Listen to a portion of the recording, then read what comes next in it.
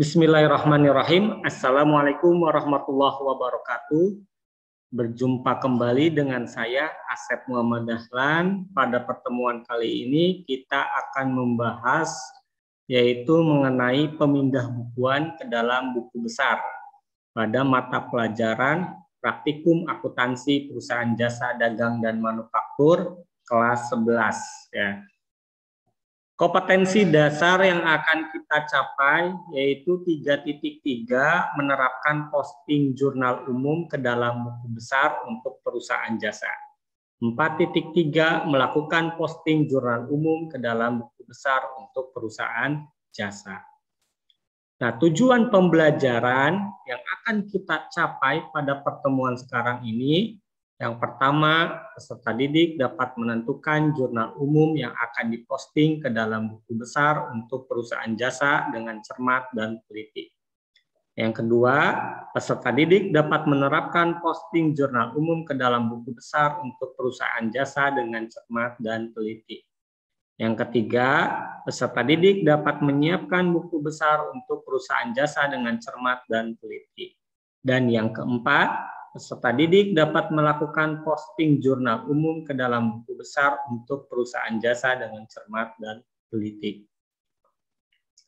Nah, untuk mendapatkan sebuah laporan yang menggambarkan kondisi suatu perusahaan yang seutuhnya, tahapan dalam siklus akuntansi tidak hanya berhenti di dalam jurnal pencatatan saja, ya, akan tetapi masih terdapat transaksi pencatatan yang mengharuskan perusahaan itu menyelesaikannya. Tahapan selanjutnya yang harus dilakukan perusahaan setelah melakukan transaksi penjurnalan adalah dilakukannya pemindah bukuan ke dalam buku besar. Ya.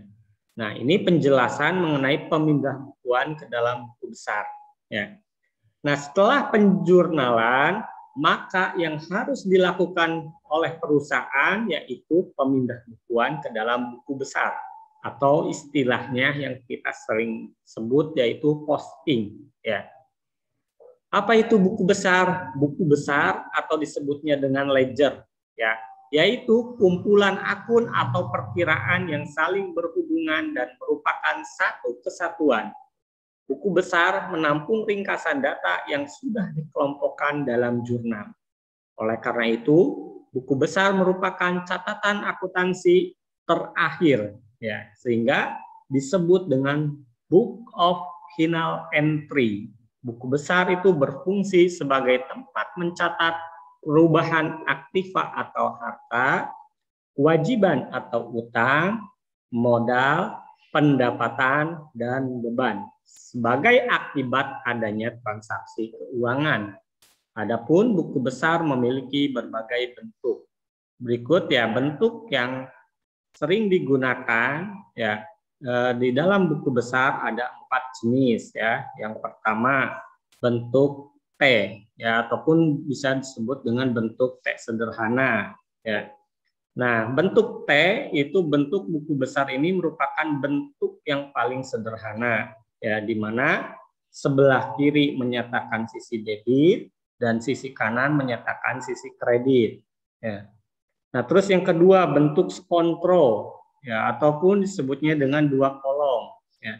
Nah, bentuk skontro itu berarti sebelah menyebelah, yaitu sebelah debit dan sebelah kredit. Ya. Nah, bentuk ini mempunyai kolom keterangan yang terletak di sebelah debit dan kredit. Ya. Nah, terus yang ketiga bentuk saldo tunggal ataupun disebutnya dengan 3 kolom. Nah, bentuk ini digunakan apabila memerlukan penjelasan yang banyak, baik untuk transaksi debit maupun kredit. Ya, dengan menggunakan bentuk saldo tunggal, Anda dapat mengetahui informasi saldo setiap saat. Ya. Itu bentuk 3 kolom. Dan yang keempat, bentuk saldo rangkap ya atau 4 kolom. Nah, bentuk ini serupa dengan bentuk saldo tunggal. Ya.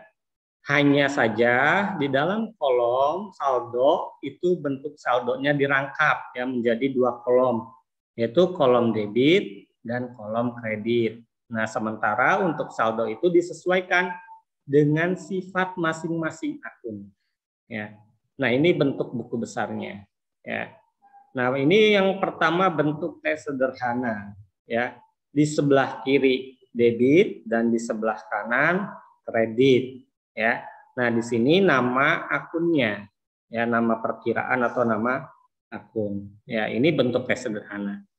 Terus yang kedua bentuk sekontrol. Nah, bentuk sekontrol atau dua kolom, ya. Jadi dibagi menjadi dua, sisi debit dan sisi kredit, ya. Tanggal, uraian, preferensi, jumlah. Ini untuk debit, dan sisi kirinya kredit, tanggal, uraian, preferensi, jumlah, ya. Tuh. Terus yang ketiga bentuk saldo tunggal, ya, ataupun bentuk 3 kolom, ya. Jadi ada 3 kolom, itu tanggal, uraian, referensi, debit, kredit, saldo, ya. Nah, kenapa 3 kolom di sini? Kolomnya 3. Kolom pertama debit, dan kolom yang kedua kredit, dan yang kolom ketiga saldo, ya. Tuh. Terus yang keempat bentuk saldo rangkap ataupun disebutnya dengan bentuk 4 kolom, ya. Nah, kolomnya seperti ini, ya, tanggal, uraian, referensi, debit, kredit, saldo debit dan saldo kredit. Nah, kenapa ini disebut dengan 4 kolom? Kolomnya ada 4, yaitu kolom pertama debit, kolom kedua kredit, kolom ketiga saldo debit, dan kolom keempat saldo kredit, ya. Nah, itu bentuk-bentuk dari buku besar.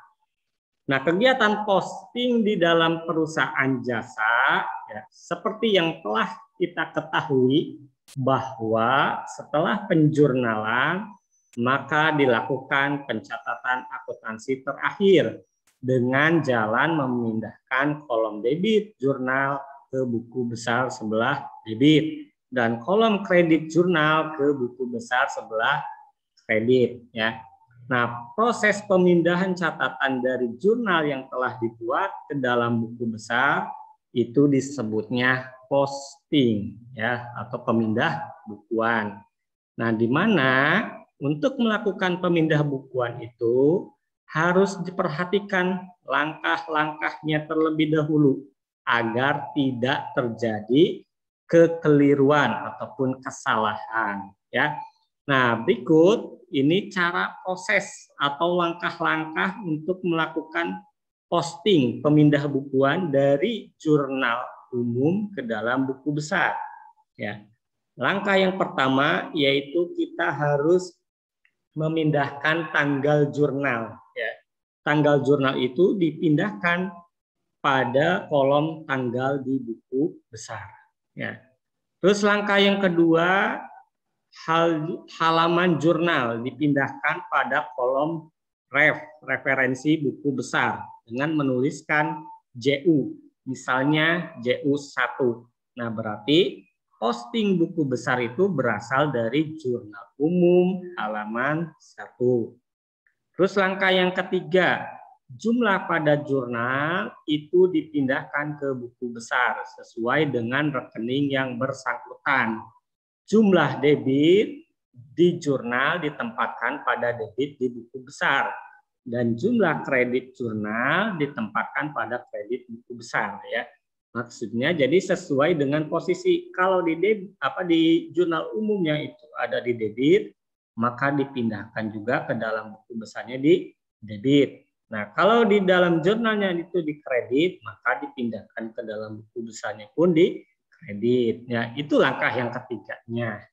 Terus langkah yang keempat, kolom referensi jurnal itu diisi dengan nomor kode rekening buku besar yang digunakan. Nah, itu langkahnya, ya, dalam melakukan kegiatan posting pemindah bukuan ke dalam buku besar pada perusahaan jasa. Ya, jadi ada 4 langkah. Nah, perhatikan. Ini salah satu contohnya, ya.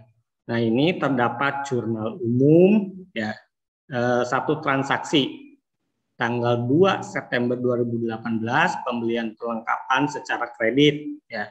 Maka jurnalnya perlengkapan di debit dan di kreditnya utang usaha. masing-masing, nilainya sebesar 500.000 ya. Nah, berarti di sini kita buat 2 akun ya. Nah, di sini menggunakan buku besar bentuk 2 kolom ya.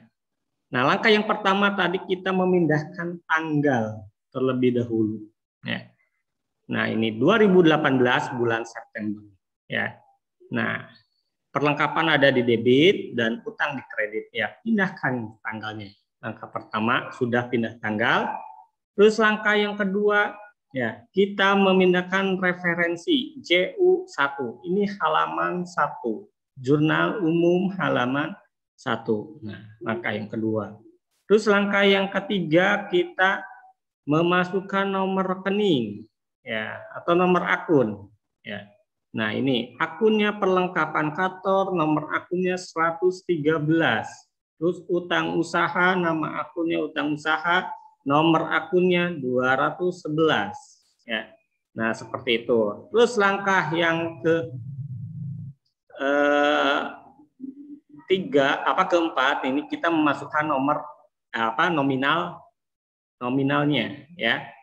Perlengkapan itu ada di debit ya sebesar 500.000, maka masukkan sesuai dengan posisinya di debit. Terus utang usaha posisinya ada di sebelah kredit, maka pindahkan di dalam buku besar pun sama di sebelah sisi kredit ya. Nah, seperti itu cara pemindah bukuannya ya.